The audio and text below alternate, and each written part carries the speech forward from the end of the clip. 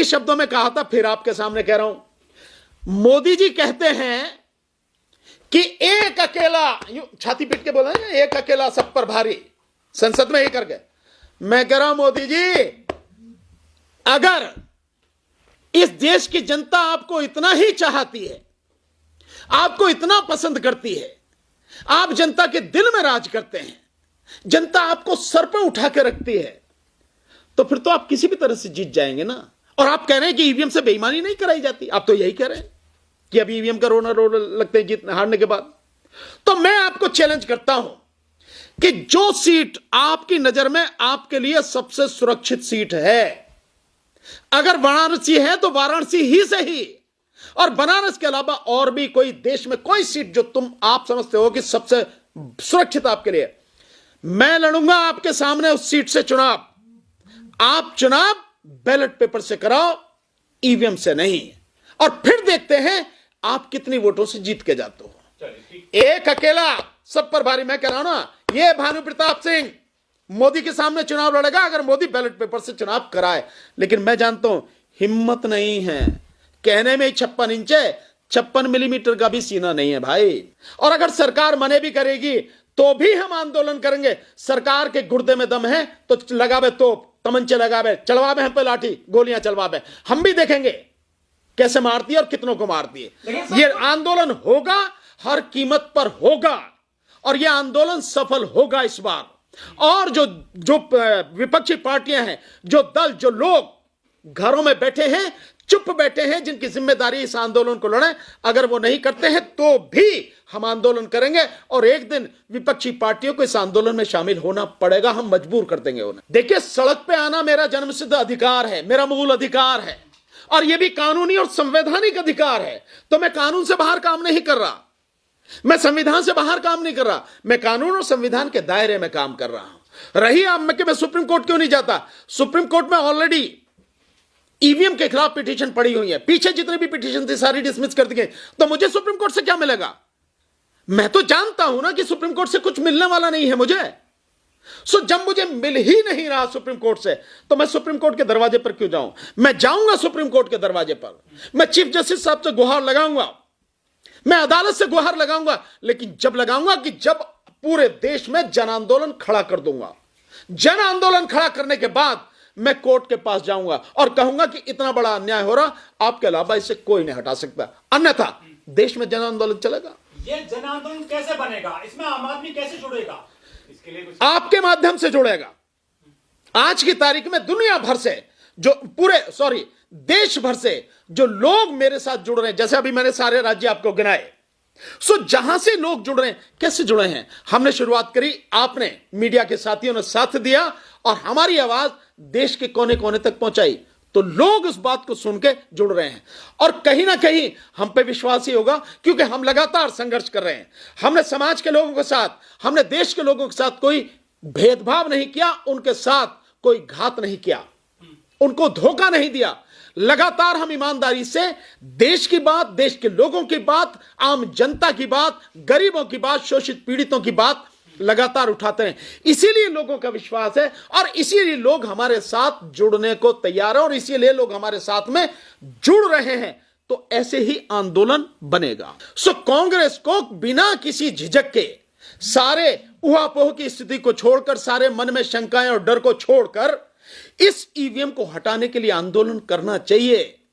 आंदोलन अगर नहीं करेंगे और देश की जनता शामिल हो जाएगी तो भी उन्हें आना ही पड़ेगा, लेकिन देश की जनता माफ नहीं करेगी किसी भी विपक्षी पार्टी को, ना कांग्रेस या किसी भी हो, और इंडिया गठबंधन को माफ नहीं करेगी जो इस ईवीएम को हटाने के लिए सड़क पर आ नहीं रहा। 141 सांसद, मतलब भारत के इतिहास में, दुनिया की बात कह सकता हूं मैं, लेकिन भारत के इतिहास में 3 दिन में 141 सांसद, 48 सांसद राज्यसभा से और 92 सांसद जो हैं वहां से लोकसभा से निष्कासित कर दिए गए, 93। और फिर भी सड़क पर उतरने को तैयार नहीं है इंडिया गठबंधन। कह रहा है कि हम 22 को जो है बंद करेंगे। अबे 22 को क्या करोगे? 22 को तो संसद अपने आप ही बंद हो जाएगी, उसका अंतिम दिन है इस सत्र का, शीतकालीन सत्र का। तो ये बड़ी स्थिति में बेशक कोई भी रही हो, लेकिन कांग्रेस को आना चाहिए, राहुल गांधी को बोलना चाहिए। दिग्विजय सिंह उस दिन मिले थे, हम लोग इसी से मीटिंग कर रहे थे, तो मैंने दिग्विजय सिंह जी से कहा कि आप मुख्यमंत्री रहे, वरिष्ठ नेता हैं, आप कहिए राहुल गांधी चुप क्यों है, ईवीएम पे बोलते क्यों नहीं है। राहुल गांधी बोले, सोनिया जी बोले, खड़गे साहब बोले, पूरी कांग्रेस पार्टी लीड करे और इंडिया गठबंधन को लीड करे इस ईवीएम के मसले पर, तभी देश बचेगा, अन्यथा देश नहीं बचेगा। और मैं समझता हूं जो पहले भारत जोड़ो यात्रा निकाली थी, राहुल गांधी को अगर अभी यात्रा निकालनी है तो ईवीएम हटाओ, भारत बचाओ यात्रा निकालनी चाहिए, तभी देश बचेगा। नहीं तो सबकी आंखों के सामने सब बर्बादी सबको दिखेगी। कि ये लड़ाई नेताओं की लड़ाई नहीं है, नेता पक्ष में हो या विपक्ष में, सत्ता में हो या विपक्ष में बैठा हो, नेताओं पे फर्क नहीं पड़ता। ये लड़ाई जनता की लड़ाई है, क्योंकि सबसे बड़ा नुकसान किसको हो रहा है, जनता को। एजुकेशन किसकी खत्म हो रही है, जनता की, गरीब आदमी की, बहुजन समाज के लोगों की, एससी एसटी ओबीसी और माइनॉरिटी की, इनकी शिक्षा खत्म हो रही है। स्वास्थ्य सुविधाएं किसको नहीं मिल पा रही, इनको नहीं मिल पा रही। इनमें कहां इनके पास स्थिति ऐसी है कि ये लोग जो प्राइवेट हॉस्पिटल से नर्सिंग होम है उनमें जाके इलाज करा लें अपना, जिस तरह की सारी स्थिति है। और कहां इनके पास रोजगार है, कहां इनके पास नौकरी है, कहां इनके पास सुरक्षा की व्यवस्था है, मजदूर खाने के लिए रोटी नहीं है, और चीजें क्या होंगे। तो सब कुछ बर्बाद हो रहा इनका। ये 81 करोड़ लोगों को सरकार जो नौटंकी कर रही है, जो 5 किलो अनाज देने का, जो हकीकत में मात्र 41 या 42 करोड़ लोगों तक ही पहुंच पाता है, और कहती है 81 करोड़। 81 करोड़ लोगों को तो सरकार मानने ही कि उनकी बुरी स्थिति है। तो सबसे बड़ा नुकसान इन्हीं को होगा। और मोदी से ज्यादा खतरनाक शातिर व्यक्ति इस देश में कोई नहीं है, जो लोगों को मूर्ख बनाएगा, कहेगा तुम्हारे भले के लिए कह रहा हूं, लेकिन उन्हीं की कब्र खोद देता है।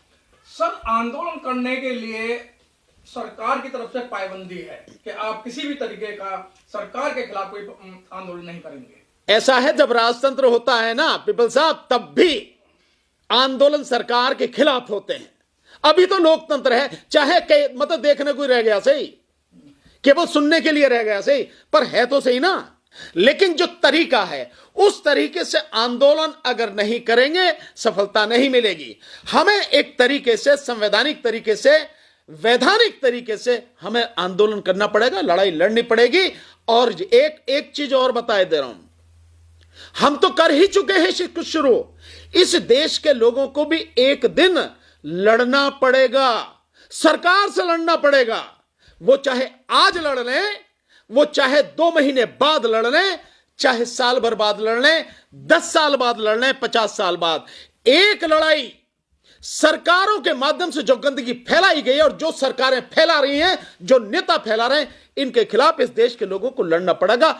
जब भी वो लड़ना चाहें उनके ऊपर है। आज लड़ लेंगे कुछ बच जाएगा, नुकसान कम होगा। जितनी बाद में लड़ेंगे उतनी ही तबाही सबके सामने होगी।